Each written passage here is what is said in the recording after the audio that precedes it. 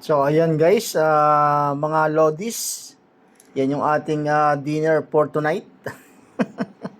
Light foods lang tayo kasi gabi naman eh.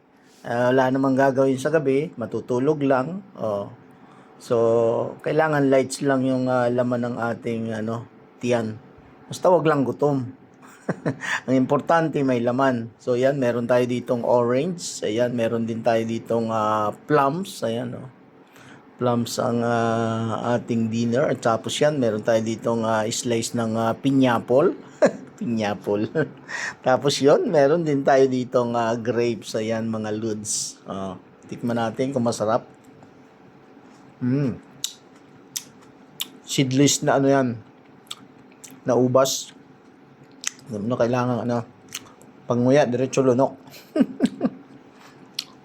So yan guys, samahan niyo akong kumain ng ating dinner for tonight. Thank you so much for watching. See you again on my next video. Cheers. Yummy.